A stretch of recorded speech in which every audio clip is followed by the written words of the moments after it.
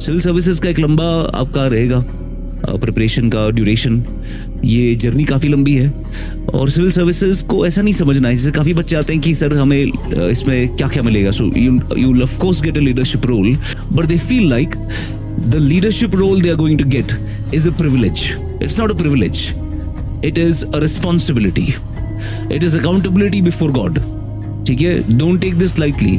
Civil services में अगर आपने ये चीज को लाइटली लिया तो इससे बेहतर है कि मत आओ इस पूरे फील्ड में मत आओ, जाके अपना कोई प्राइवेट जॉब कर लो, उसमें ज्यादा अकाउंटेबिलिटी नहीं होगी बिफोर योर गॉड। तो इसमें अच्छी खासी अकाउंटेबिलिटी है, ठीक है ना।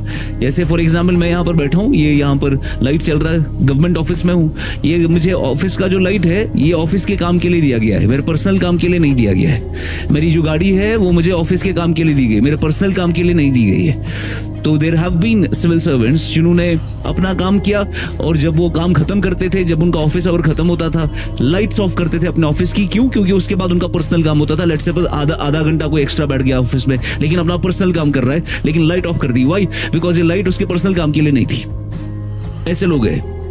तो सिविल सर्विसेज को आपको रिस्पॉन्सिबिलिटी समझना है, लीडरशिप को आपको रिस्पॉन्सिबिलिटी समझना है कि भाई मुझे कोई बर्डन मिल रहा है मुझे, और वो बर्डन चलाना है मुझे। जैसे the second caliph when he went somewhere, और उन्होंने देखा कि एक औरत रो रही थी और उसके बच्चे रो रहे थे, और वो खाना कंकर को वैसे बर्तन में डालकर उनके लिए खाना पका रही थी, पर खाना कुछ था नहीं उसके लिए।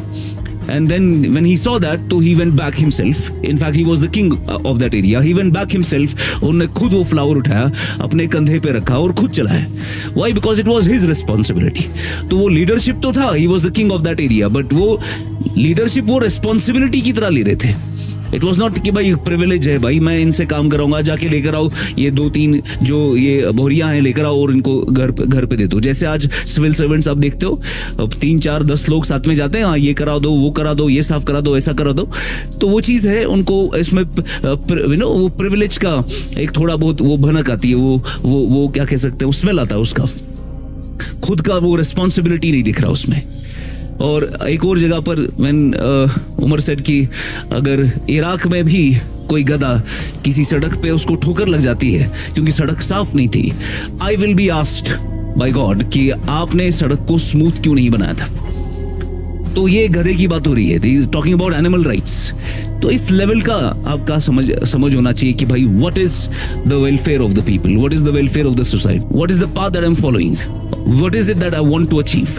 तो this is something which is not a simple job आपकी खुद के लिए नहीं, इसमें बहुत बड़ा काम है। तो खास तौर पर जो यूपीएससी का डोमेन है उसमें अगर क्वालिफाई हो गया, बड़ा काम करने को मिलेगा, और फिर उसमें अजर भी बड़ा है, और सही काम अगर ढंग से हो गया तो बड़ा अजर है उसमें। लेकिन खराबी हुई उसमें तो आप अपने साथ बहुत सारे लोगों को ले डूबोगे। Because there is a saying that every one of you is a shepherd and the shepherd is asked about his flock. तो आपको पूछा जाएगा अपने फ्लॉक के बारे में। तो जिसका जितना बड़ा फ्लॉक है उसका उतना बड़ा क्वेश्चनिंग होगा। तो इसको दिमाग में रखना है, एंड वी होप कि आपकी जर्नी थोड़ी आसान हो। और जो बच्चे काफ़ी सीरियस है अपनी प्रिपरेशन में 3-4 साल देना चाहते हैं, you can always come here. Personal आपको गाइडेंस चाहिए होगा, हम बाहर रहते हैं, then you can come any time. और उसके बाद हमारा स्कॉलरशिप भी है 5वें को और 6ठे को क्लासेस होंगे, ठीक है।